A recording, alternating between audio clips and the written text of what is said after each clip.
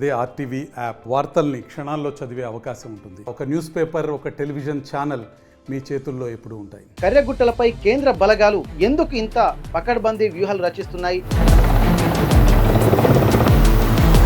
అసలు ఏం జరుగుతుంది అనేది మాకైతే తెలియదు. భద్రతా దళాలు ఎందుకు లోనకు పోయినా కూడా తెలియదు మాకు.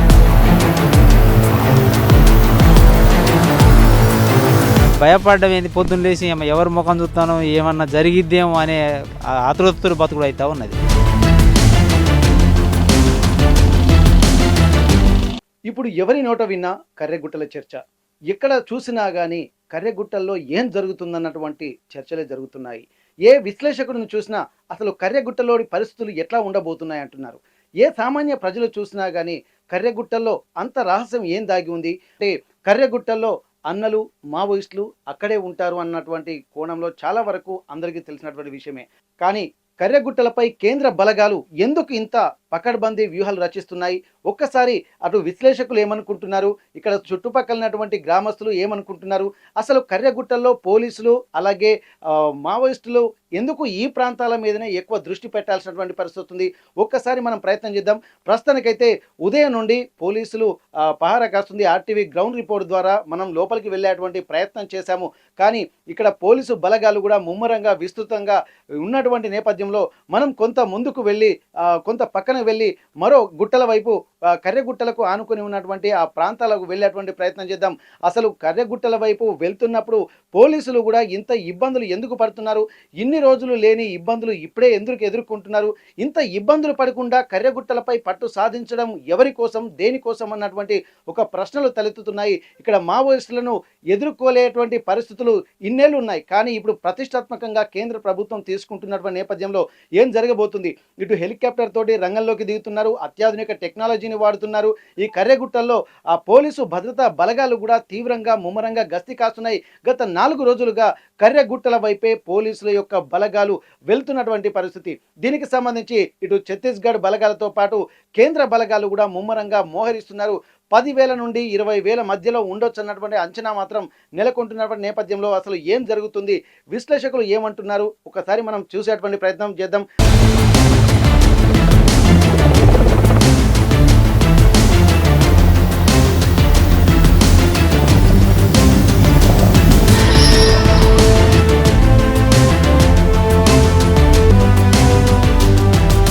ప్రస్తుతానికైతే మనం కర్రెగుట్టల ప్రాంతాల్లోకి, ఆ సమీప ప్రాంతాల్లో ఉన్నటువంటి అడవుల్లోకి వెళ్దాం. ఎందుకంటే సిమిలర్గా ఉంటాయి. మొత్తం ఈ గుట్టలు దాటితేనే ఆ కర్రెగుట్టలు మనకు కనిపిస్తాయి. కాబట్టి ఈ గుట్టల్లోకి ఎక్కేటువంటి ప్రయత్నం చేద్దాం.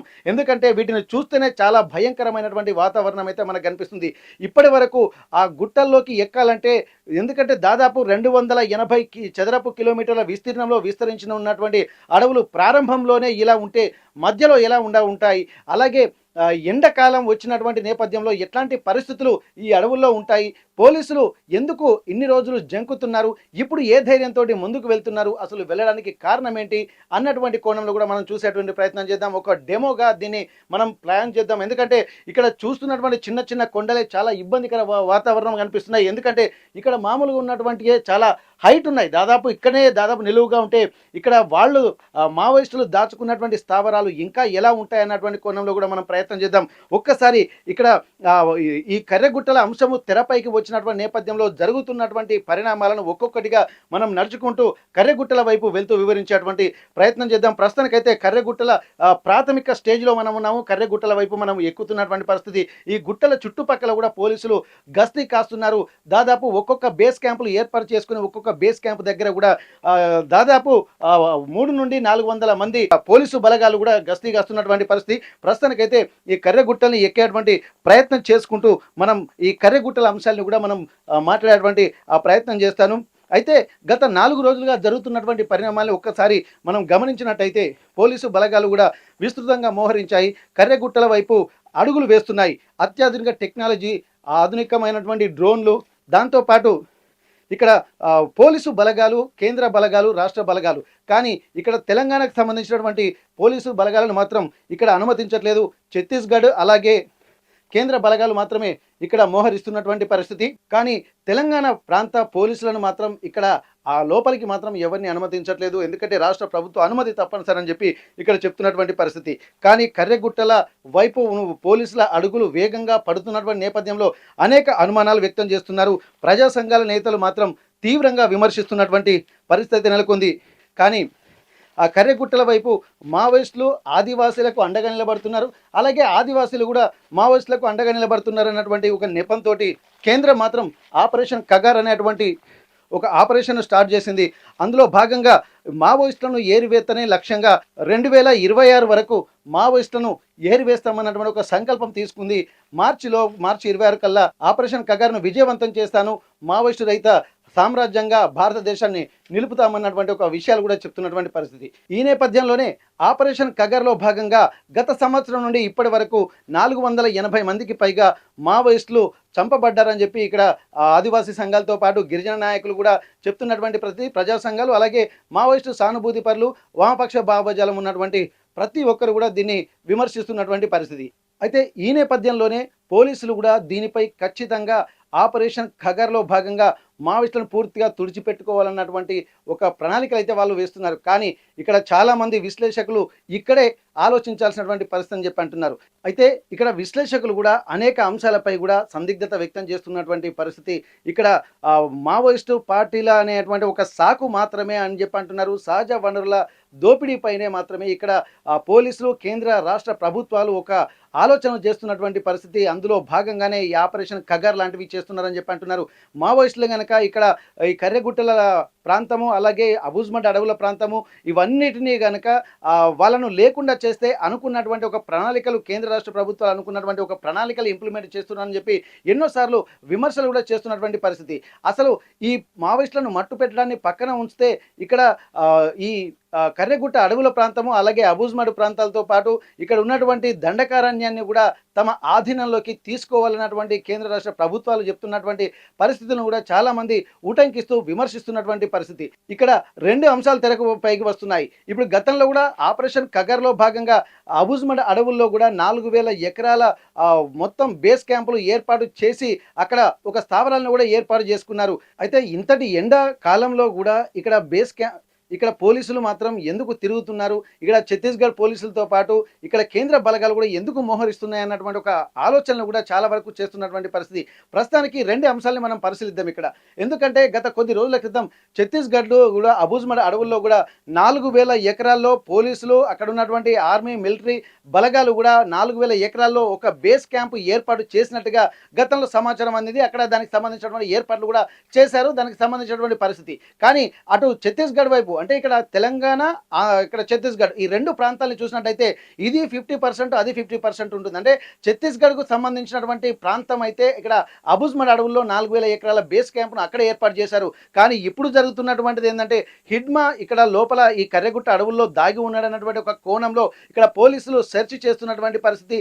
ఆయనతో పాటు ఎందుకంటే హిడ్మాను పట్టుకోవడం అంత సులువైన విషయం కాదు కాబట్టి ఒక 8 అంచెల భద్రత ఎప్పటికీ హిడ్మాతో ఉంటుంది కాబట్టి వాళ్ళందరినీ పట్టుకోవాలంటే మామూలు విషయం కాదు అన్నటువంటి కోణంలోనే ఇక్కడ 10 నుండి 20,000 వరకు పోలీసు బలగాలు కూడా, కేంద్ర రాష్ట్ర బలగాలు కూడా దిగినట్టుగా మనకు సమాచారం అందుతుంది. అందులో భాగంగానే ఒక 3 హెలికాప్టర్లు కూడా ఎప్పటికప్పుడు ఇక్కడికి వాటర్, నీటిని వసతులతో పాటు ఫుడ్కు సంబంధించినటువంటి అన్ని కూడా అందిస్తున్నటువంటి పరిస్థితి. దీనికి సంబంధించి కేంద్ర బలగాలు కూడా లోపలికి చొచ్చుకెళ్తున్నటువంటి పరిస్థితి ప్రస్తుతం నెలకొంది.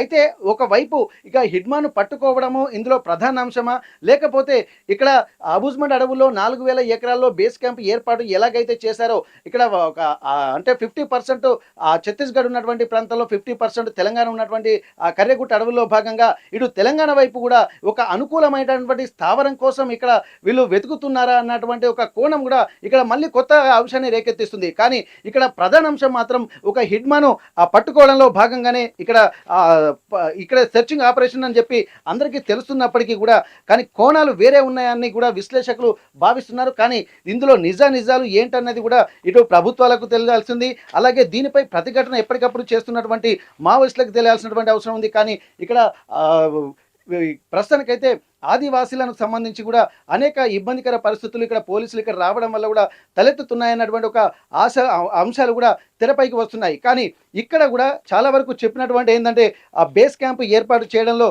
భాగంగానే ఇక తెలంగాణలో కూడా బేస్ క్యాంపు ఏర్పాటు చేయడంలో భాగంగానే ఇక్కడ ప్రస్తుతానికైతే మనం గమనించాల్సినటువంటి అంశం అని చెప్పి చాలా వరకు విశ్లేషకులు చెప్తున్నటువంటి పరిస్థితి. కానీ ఈ విశ్లేషణలో నిజం ఎంత అనేది కూడా మనం చూడాల్సినటువంటి అవసరం అయితే కనిపిస్తుంది. కానీ వీళ్ళ ఆలోచనల్ని కూడా ఎట్లా చూస్తారు, ఎందుకంటే రెండు ప్రాంతాల్లో అంటే ఒకవైపు ఛత్తీస్గఢ్కు సంబంధించింది ఒక బేస్ క్యాంపు, అలాగే తెలంగాణకు సంబంధించింది మరో బేస్ క్యాంప్ అన్నటువంటి ఆలోచనలు కూడా ఇక్కడ వస్తున్నటువంటి పరిస్థితి. వీటన్నిటిని దృష్టిలో పెట్టుకుంటే ఇక్కడ హిడ్మాను పట్టుకోవడము వీళ్ళ ప్రాధాన్యాంశమా, లేకపోతే ఇక్కడ పట్టు సాధించడంలో భాగంగా మావోయిస్టులను ఏరివేయడము ప్రాధాన్యాంశమా, లేకపోతే మావోయిస్టు రహిత సమాజంగా దీన్ని తీర్చిదిద్దుతామని చెప్పి కేంద్ర మంత్రి అమిత్ షా చెప్పడం ఈ పరిగణలోకి తీసుకొని ఇక్కడ ఆపరేషన్ కర్రెగుట్టలు కేంద్ర మంత్రి అమిత్ షా చెప్పినట్టుగా బచావో కర్రెగుట్టల పేరిట ఇక్కడ మావోయిస్టులను ఇక్కడ నుండి పూర్తిగా తుడిచిపెట్టేటువంటి ప్రయత్నం చేయడమా అన్నటువంటి కోణంలో కూడా ఆలోచించాల్సినటువంటి పరిస్థితి కనిపిస్తుంది. చాలా వరకు కూడా ఇటు మావోయిస్టులతో పాటు ఒకవైపు ఇవన్నీ పరిస్థితులు అంటే పోలీసుల సెర్చింగ్ అలాగే వీళ్ళ యొక్క స్పీడ్ను చూస్తుంటే మావోయిస్టులో కూడా ఒక కదలికలు అలజడులు కూడా మొదలైనట్టుగా కనిపిస్తుంది. గత కొద్ది రోజులుగా చర్చల నేపథ్యంతో లేఖలు కూడా విడుదల చేస్తున్నారు. దీనికి సంబంధించి ఇప్పటికే కేంద్ర కమిటీ నాయకులు కూడా ఇక్కడ మావోయిస్టు నాయకులు కూడా చర్చల పేరిట లేఖలు విడుదల చేశారు. కానీ ప్రభుత్వం నుండి మాత్రం ఎట్లాంటి స్పందన రాలేదు. ఇక్కడ పోలీసుల యొక్క గస్తీ అలాగే వీళ్ళ యొక్క సెర్చింగ్ ఆపరేషన్ తీవ్రతరం కావడము, అత్యాధునిక డ్రోన్లు అలాగే హెలికాప్టర్లను కూడా వినియోగిస్తుండడము, వీటన్నిటిని చూస్తుంటే మావోయిస్టులో కూడా ఒక అలజడి అనేది మొదలైంది. ఆ అలజడి అనేది లేఖల రూపంలో బయటకు వస్తుంది. ఈ లేఖలు కూడా చర్చల పేరుతో కూడా వస్తున్నాయి. ఇక్కడ ప్రజా సంఘాలు కూడా చాలా విషయాలు అదే చెప్తున్నారు. చర్చలు జరపడం అందరికీ శ్రేయస్కరం అని చెప్తున్నారు. ఆయుధాలను వాడటం కూడా ఇక్కడ మనం ఉపయోగించాల్సినటువంటి అవసరం లేదు, శాంతియుతంగా కూడా సమాజాన్ని నిర్మించవచ్చు అని చెప్పి మావోయిస్టులు చెప్తున్నారు. తుపాకీని తుపాకీతోటి జయించడం కూడా సరికాదన్నటువంటి ఆలోచనలు కూడా చేయాలి, మా నిబద్ధతను చాటుకుంటామని చెప్పి ఇక్కడ మావోయిస్టులు కూడా లేఖలు రాయడము, శాంతి చర్చలకు పిలుపునిస్తున్నటువంటి నేపథ్యంలో కేంద్ర ప్రభుత్వం దీన్ని మాత్రం పట్టించుకోవడం లేదు. కానీ ఇక్కడ ఒకవైపు ఆ ఛత్తీస్గఢ్లో బేస్ క్యాంప్ ఏర్పాటు చేయడంలో భాగంగా ఇక్కడ తెలంగాణలో కూడా ఏర్పాటు చేస్తుందా అన్నటువంటి కోణంలో ఆలోచించినట్టయితే, ఒకవేళ ప్రభుత్వం కేంద్ర ప్రభుత్వం మాత్రం దానికే కట్టుబడి ఉన్నట్టయితే ఇక్కడ చర్చలు జరిగేటువంటి అవకాశం లేదు. ఇక్కడ మావోయిస్టులు కూడా చెప్తున్నది అదే, ఇక్కడ మేము శాంతిని కోరుకుంటున్నాం కానీ ప్రభుత్వం దాన్ని కోరుకోవట్లేదు, ఇక్కడ తుపాకులతోటి ఒక కొత్త వ్యవస్థ నిర్మించాలన్నటువంటి ఆలోచన ఉందని చెప్పి ఇక్కడ పోలీసులు కూడా అంటే మావోయిస్టులు కూడా చెప్తున్నటువంటి నేపథ్యంలో ఇక్కడ వీళ్ళలో కూడా సహనం కూడా నశించేటువంటి పరిస్థితి కనిపిస్తుంది. తాజాగా రూపేష్ కూడా లేఖ రాశారు. ఇప్పటికీ కూడా మావోయిస్టులు చెప్తున్నటువంటి పరిస్థితుల నేపథ్యంలో చర్చలు సఫలమవుతాయా లేదా అన్నది ఇక్కడ ప్రధాన అంశంగా మారుతుంది. ఎందుకంటే ఇప్పుడు north west zonal bureau Rupesh చెప్తున్నటువంటి పరిస్థితి కూడా దీనికి అర్థం పడుతుంది. ఇక్కడ వాళ్ళలో ఒక విధంగా అసహనం కూడా కనిపిస్తుంది. ఎందుకంటే చర్చల పేరుతో కేంద్ర కమిటీ సభ్యులు కూడా లేఖలు రాశారు, అయినప్పటికీ స్పందన లేదు. ప్రజలు కూడా శాంతి కోరుకుంటున్నారు. మేము ఈ దేశం బిడ్డలమే కాబట్టి అనుకున్న విధంగా ఒక చర్చల ద్వారా శాంతి సందేశం వినిపించవచ్చు, ఒక దేశం బాగుపడాలంటే ఇక్కడ సాయుధ పోరాటాలు సరికాదన్నటువంటి ఆలోచనలు కూడా కేంద్రం గమనించాలి. కానీ ప్రభుత్వం అట్లా ఆలోచించట్లేదన్నటువంటి ఒక సందేశాన్ని కూడా లేఖలో పేర్కొన్నారు. కానీ ఆ లేఖలో కూడా తనకు ప్రభుత్వంపై నమ్మకం లేదన్నట్టు యాంగిల్ కూడా మరొక విధంగా ఉంది. కానీ ఇక్కడ చర్చలకు ప్రభుత్వం సిద్ధమవుతుందా లేదా అన్నది కూడా ఇక్కడ ఆలోచించాల్సినటువంటి అవసరం అయితే కనిపిస్తుంది. ఇప్పుడున్నటువంటి పరిస్థితుల్లో ప్రభుత్వం తీసుకుంటున్నటువంటి ఇనిషియేషన్ లేకుంటే కేంద్ర ప్రభుత్వం తీసుకుంటున్నటువంటి దూకుడు ప్రదర్శిస్తున్నటువంటి దూకుడు చూస్తుంటే ఇక్కడ చర్చలకు ఏమాత్రం ఆస్కారం లేదా అన్నటువంటి సందేహాలు మాత్రం వినిపిస్తున్నాయి. ఎందుకంటే ప్రస్తుతం మనం ములుగు వెంకటాపురం సంబంధించినటువంటి కర్యాగుట్ట అటవీ ప్రాంతాల్లో ఉన్నటువంటి వెంకటాపురం మండల కేంద్రంలోనే ఇక్కడ వీళ్ళు స్థావరాలను ఏర్పాటు చేసుకొని 3 హెలికాప్టర్ల సాయంతో కూడా మొత్తం ఇక్కడ ఉన్నటువంటి ఆర్మీ జవాన్లకు కూడా ఇక్కడ సరుకులు నిత్యావసర సరుకులతో పాటు వారికి వాటరు అలాగే బిస్కెట్లు అలాగే డ్రై ఫ్రూట్స్తో పాటు వాళ్ళకు ఫుడ్కు సంబంధించింది కూడా అన్ని సరఫరా చేస్తున్నారు. కానీ ఇప్పుడున్నటువంటి పరిస్థితుల్లో ఇంత ఎండాకాలంలో కూడా గత కొద్ది రోజులుగా అంటే 4 రోజులుగా జరుగుతున్నటువంటి పని విధానాన్ని కూడా మరొకసారి పరిశీలిస్తే ఇంత దేహదారుఢ్యం ఉన్నటువంటి పోలీసులు కూడా ఈ అడవుల్లోకి కొద్ది దూరం వెళ్ళేసరికి అంటే 3 రోజుల వ్యవధిలోనే ఇక్కడ వాళ్ళు బాడీ డీహైడ్రేషన్ అయిపోయి వాళ్ళు అస్వస్థతకు గురై మళ్ళీ ఏరియా ఆసుపత్రికి వస్తున్నటువంటి పరిస్థితి. నిన్న 15 మంది ఇక్కడ అస్వస్థతకు గురయ్యారు. ఈ రోజు కూడా 30 మంది అస్వస్థతకు గురైనట్టుగా తెలుస్తుంది.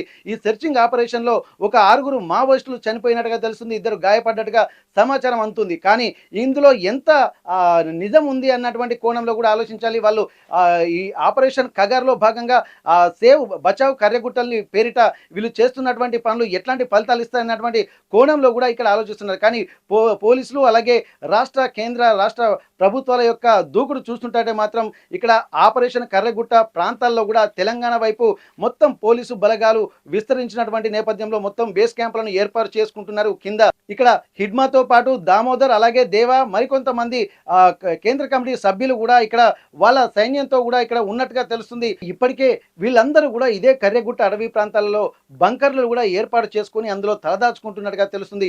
ఇంతమంది పోలీసులు డ్రోన్ల సహాయంతో వెతుకుతున్నప్పటికీ కూడా వాళ్ళు దొరుకుతారా లేదా అన్నది కూడా ప్రశ్నార్థకంగా మారుతున్నటువంటి నేపథ్యంలో ఇక్కడనే ఒక బేస్ క్యాంపులు ఏర్పాటు చేయాలి. దీనికి సంబంధించినటువంటి అనువైన ప్రాంతాలన్నీ వెతకడంలో భాగంగానే ఈ ఆపరేషన్ ఖగార్ అన్నది కూడా ఇక్కడ కొంతమంది విశ్లేషకులు చెప్తున్నటువంటి పరిస్థితి.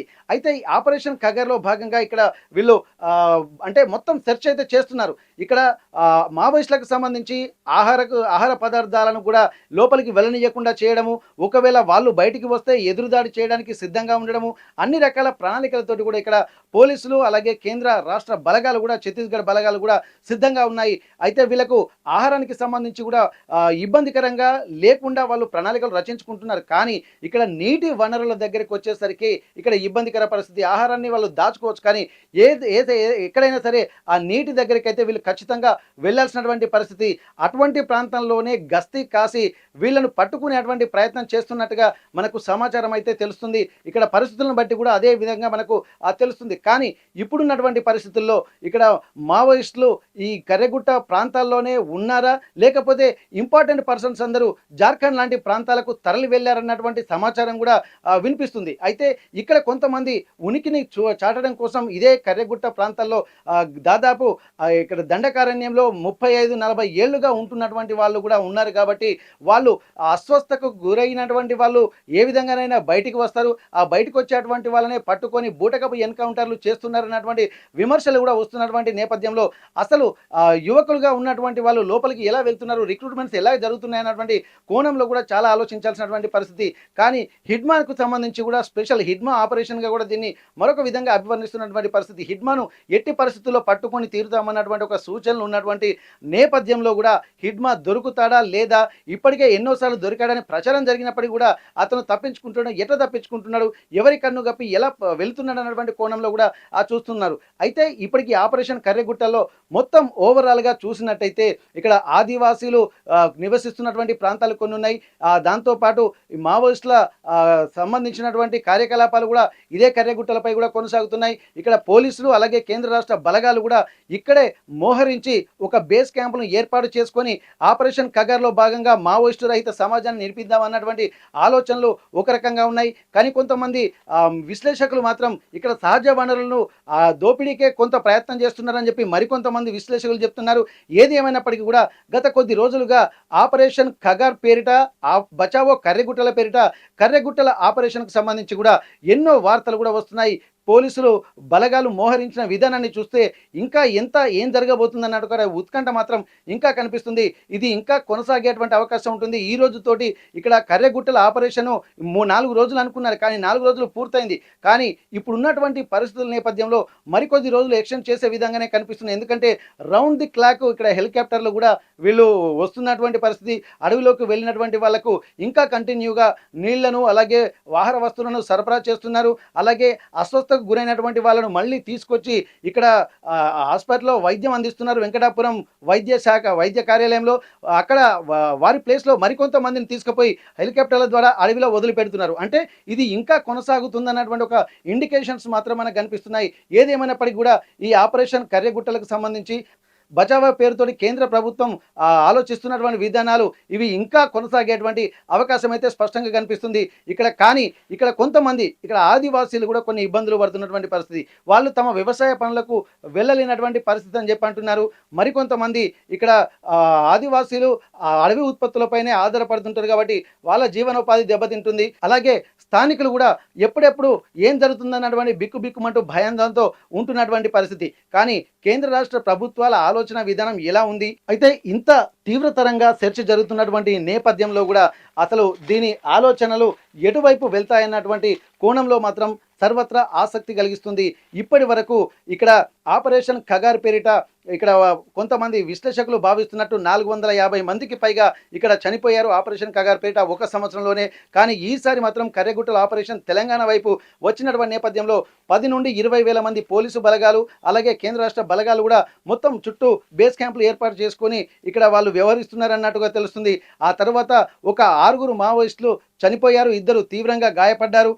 మరి ఇంకా ఈ ఆపరేషన్ మాత్రం కొనసాగుతుంది. కానీ ఏం జరుగుతుందన్నటువంటి ఉత్కంఠ మాత్రం కొనసాగుతున్నటువంటి పరిస్థితి నెలకొంది. ఈ ఉత్కంఠ నేపథ్యంలో ఈ ఆపరేషన్ కగార్ అలాగే ఆపరేషన్ కర్రెగుట్టల నేపథ్యంలో కూడా 4 రోజులు గడిచిన తర్వాత ఈరోజు ఛత్తీస్గఢ్ హోమ్ మినిస్టర్ ఇక్కడ బీజాపూర్లో కూడా ఒక సమావేశం ఏర్పాటు చేసేటువంటి పరిస్థితులు ఉన్నాయంటున్నారు. కానీ ఏదైనా ఇంపార్టెంట్ వ్యవహారం ఉంటే తప్ప ఒక హోమ్ మినిస్టర్ స్థాయి అధికారి అక్కడికి రాడు.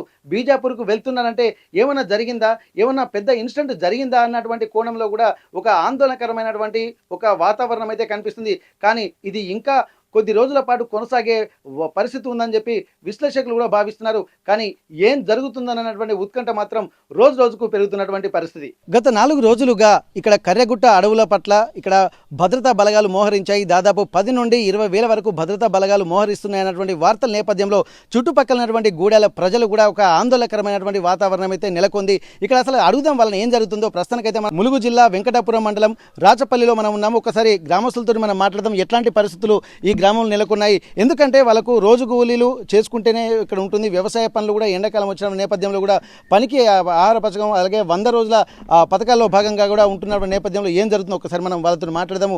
నిన్న మొన్న జరుగుతున్నటువంటి పరిస్థితుల నేపథ్యంలో అసలు వాళ్ళ ఆలోచన విధానం ఎట్లా ఉంది, ఏమనిపిస్తుంది వాళ్ళకు ఒకసారి మనం మాట్లాడదాం. హాయ్ సార్, ఇట్లా నిన్న మొన్న చూస్తున్నారు పోలీసులు కూడా మోహరించారు. మీ గూడాలలో కూడా చాలా ఇబ్బందికర వాతావరణం ఉందని చెప్పి మాకు వార్తలు తెలుస్తున్నాయి. ఎట్లుంది సార్ పరిస్థితి ఇక్కడ? పరిస్థితి అంటే దాదాపుగా కొండ ప్రాంతాల నుండి వివిధ బ్లాస్టింగ్ శబ్దాలు వినబడడం ప్రజలు కూడా భయాందోళనకు గురవుతున్నారు. ప్లస్ అడవి ప్రాంతాలకు ఎవరు వెళ్ళట్లేదు. 100 రోజుల పని కూడా దాదాపుగా ఈ 4-5 రోజులు ఊర్లోనే జరుగుతుంది. అయితే పరిస్థితి మాత్రం కొద్దిగా భయాందోళన, ఎందుకంటే పైన హెలికాప్టర్ తిరగడం అయితేనేమి పోలీసు బలగాలు ఇటు అడ్డుపోవడం అయితే ప్రజల్లో భయాందోళన ఉంది. అయితే అడవి ప్రాంతానికి మాత్రం పోవడానికి భయపడుతున్నారు ప్రజలందరూ. అయితే ప్రస్తుతం 100 రోజుల పని మాత్రం ఊరు సరిహద్దులోనే జరుగుతుంది, అడవి ప్రాంతంలో ఏం లేదు. అయితే భయాందోళన పరిస్థితి ఉంది ప్రజెంట్. అయితే అసలు ఇప్పుడు పోలీసులు ఎందుకు ఇక్కడ వస్తున్నారు అనుకుంటున్నారు సార్ మీరు? అసలు ప్రజలు పూర్తి వివరం తెలియదు. పోలీస్ అంటే పూర్తి వివరాలు వాళ్ళకి ఏం తెలియదు. అంటే అడవి ప్రాంతంలో నక్సలైట్ వీళ్ళకి మధ్య జరుగుతున్న ఏమన్నా కూంబింగ్ ఇలాంటి జరుగుతుందేమో అనేది అంతవరకు తెలుసు. పూర్తి వివరాలు ప్రజలకి ఏం తెలియదు. ఇప్పుడు నిజంగా నిన్న మొన్న ఇక్కడ బాంబులో శబ్దాలు కూడా వినిపిస్తున్నాయని చెప్పి అంటున్నారు. విన్నారా సార్ మీరు? అవి వినబడుతున్నాయి. ఇందాక హాఫ్ అన్ అవర్ బిఫోర్ కూడా 2 సార్లు బ్లాస్ట్ అయింది, పెద్ద శబ్దం వచ్చింది. వినపడింది. అంటే ఆ సౌండ్లు దేని అనుకుంటున్నారు సార్? ఎన్కౌంటరా లేకపోతే ఏమన్నా అంటే ఇక్కడ బ్లాస్టింగ్ బాంబులు నిర్వీర్యం చేయడమా, ఏ కారణం అనుకుంటున్నారు? అది పూర్తి వివరాలు ఏం తెలియదండి. మొత్తం బ్లాస్టింగ్ అయితే వినపడుతుంది శబ్దాలు. అది ఎలాంటి శబ్దాలు ఏంటి సంబంధించి అనేది పూర్తి వివరాలు ఏం తెలియదు మాకు. అంటే కంటిన్యూగా వినిపిస్తున్నాయా లేకపోతే అప్పుడప్పుడు? రోజుకు 2 సార్లు ఒకసారి అంతే. Okay okay.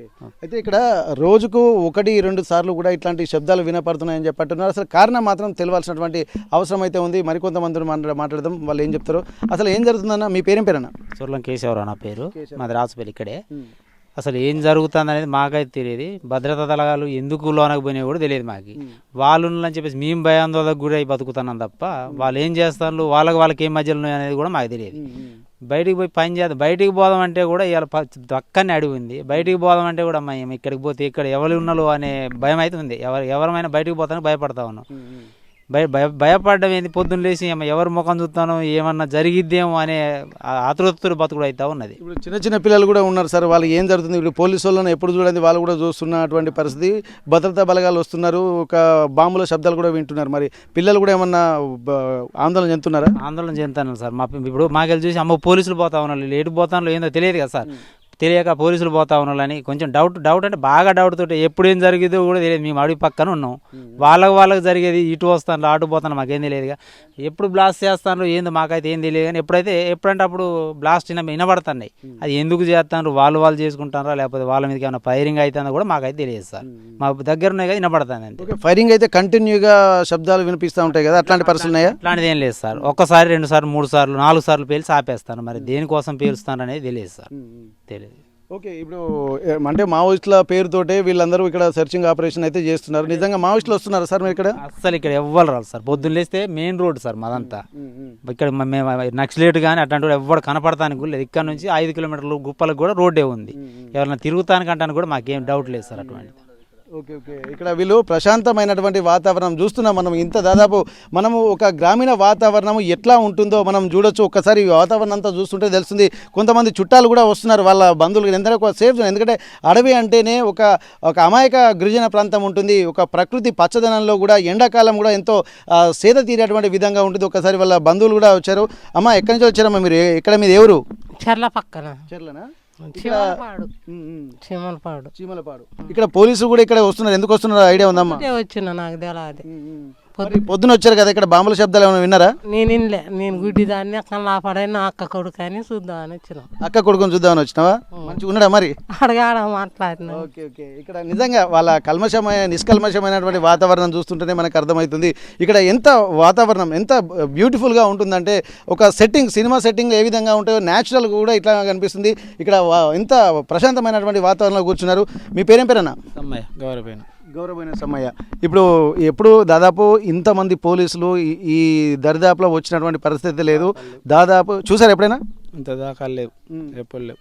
ఇప్పుడే ఫస్ట్. ఓకే, ఎందుకు వచ్చింది అనుకుంటున్నారు? తెలియదండి ఎందుకు వచ్చారని, మాకు తెలియదు. అసలు ఏం తెలియదా? మావోయిస్టులు ఉన్నారన్నటువంటి దాని మీద దానిలోనే వస్తున్నారని అనుకుంటున్నాం అంతే, ఇన్ఫర్మేషన్ తెలియదు. ఓకే, ఇక్కడ మీరు ఎందుకంటే సమీపం గుట్టల ప్రాంతాల్లో అవే కర్రెగుట్టలు అని చెప్పి అంటున్నారు. ఈ గుట్టలోనే ఇక్కడ వీళ్ళందరూ తిరుగుతున్నారు. మరి ఇక్కడ ఏమైనా శబ్దాలు కూడా వస్తున్నాయి అంటున్నారు, నిజమేనా? వస్తున్నాయి శబ్దాలు, అప్పుడప్పుడు వస్తున్నాయి. మరి శబ్దాలు వింటున్నప్పుడు మీకు ఏమనిపిస్తుంది? భయం అనిపిస్తుంది. ఇప్పుడు ఎవరికి ఏమైంది అన్నది ఉంటుంది కదా. ఓకే ఓకే, అంటే ఇవి ఎప్పటి వరకు ఇట్లా ఉండేటువంటి పరిస్థితి అనుకుంటున్నారు? నాకు తెలియదండి, అట్లా ఆ విషయం అయితే తెలియదు. ఓకే ఓకే, ఇంకా అది వస్తున్నారు కదా. ఓకే, ఇక్కడ మనం చూడొచ్చు. ఇక్కడ వాతావరణం చూస్తుంటే అంటే మాత్రం ఇక్కడ బాంబు శబ్దాలు, ఇక్కడ మనం చూస్తున్నటువంటి ఆ ప్రాంతమే ఆ కర్రెగుట్టల ప్రాంతాలు. ఇక్కడి నుండి పోలీసు బలగాలు మొత్తం చుట్టూ అక్కడ విస్తరిస్తున్నటువంటి పరిస్థితులు అయితే కనిపిస్తున్నాయి. అవన్నీ చూస్తుంటే మాత్రం ఇక్కడ అమాయకంగా ఉన్నటువంటి గిరిజన తండాలు కూడా ఇక్కడ ఉన్నాయి. ఇక్కడ ఆ ప్రాంతాల్లో బాంబులు వస్తుంటా అంటే ఎప్పుడు ఏం జరుగుతుందో అన్నటువంటి ఒక భయాందోళన మాత్రం వ్యవసాయం చేసుకునేటువంటి వీళ్ళు మాత్రం ఇక్కడ చాలా న్యాచురల్ ఎన్వైరన్మెంట్లో వీళ్ళు ఉంటున్నారు. కానీ ఆ బాంబుల శబ్దాలు మాత్రం తమ పిల్లల్ని కూడా ఒక ఆందోళనకు అలజడికి కూడా గురి చేస్తున్నాయని చెప్పి అంటున్నారు. కానీ ఇక్కడ రోజుకు 2-3 సార్లు బాంబులు శబ్దాలు వినిపిస్తున్నాయి. కానీ ఎందుకు ఆ శబ్దాలు వస్తున్నాయి అన్నటువంటి కోణంలో ఒకవేళ ఎన్కౌంటర్ జరిగితే మాత్రం కంటిన్యూగా తూటాల శబ్దము వినిపించాల్సినటువంటి పరిస్థితి. కానీ ఇక్కడ ఎప్పుడో ఒకసారి రోజులో 2-3 సార్లు ఉంటున్నాయంటే మరి వీళ్ళు ఏమన్నా బాంబులను నిర్వీర్యం చేసేటువంటి క్రమమా, లేకపోతే కొంతమంది విశ్లేషకులు ఆలోచిస్తున్నట్టు అక్కడ మైనింగ్కు సంబంధించినటువంటివి ఆ తవ్వడంలో భాగంగా వాటిని బ్లాస్ట్ చేసి అక్కడ ఏముందో తెలుసుకునేటువంటి క్రమమా అన్నటువంటి కోణంలో కూడా కొంతమంది విశ్లేషకులు చెబుతున్నారు. అసలు వీటన్నిటికీ ఎందుకు కారణాలు అన్నటువంటి కోణం అయితే ఆలోచించాల్సినటువంటి అవసరం ఉంది. కానీ ఏదేమైనప్పటికీ కూడా ఎప్పుడూ లేని విధంగా పోలీసులు ఇక్కడ మోహరించడము, దాదాపు 10 నుండి 20 వేల మంది పోలీసులు మోహరించడం పట్ల కూడా ఒక భయాందోళన మాత్రం వ్యక్తం చేస్తున్నారు. ఎప్పుడు ఏం జరుగుతుందన్నటువంటి ఒక బిక్కు వాతావరణం కూడా ఇక్కడ సమీప గూడాలలో, మనకు ఆదివాసీ గూడాలలో కనిపిస్తున్నటువంటి పరిస్థితి. ఏదేమైనప్పటికీ కూడా ఇక్కడ పోలీసులు వస్తుండడము, ఎప్పుడు లేని విధంగా వీళ్ళు పహారా కాస్తుండడము, గస్తీ కాస్తుండడము, లోపలికి వెళ్తుండడము, మావోయిస్టులు ఉన్నారన్నటువంటి నేపంతో వాళ్ళు లోపలికి వెళ్ళడము, అలాగే బాంబుల శబ్దాలు వినడము వీళ్ళను కంటి మీద కునుకు లేకుండా చేస్తున్నటువంటి పరిస్థితి నెలకొందని చెప్పి ఇక్కడ ఉన్నటువంటి రాచపల్లి గ్రామస్తులు చెప్తున్నటువంటి పరిస్థితి. వెంకటాపురం రాచపల్లి గ్రామం నుండి కెమెరా పర్సన్ పాషాతో వెంకటరత్నం, RTV వరంగల్. మరిన్ని వీడియోస్ కోసం ఛానల్ ని సబ్స్క్రైబ్ చేయండి. లేటెస్ట్ అప్డేట్స్ కోసం వాట్సాప్ ఛానల్ ని ఫాలో అవ్వండి. ఆ లింక్ డిస్క్రిప్షన్ లో ఉంది.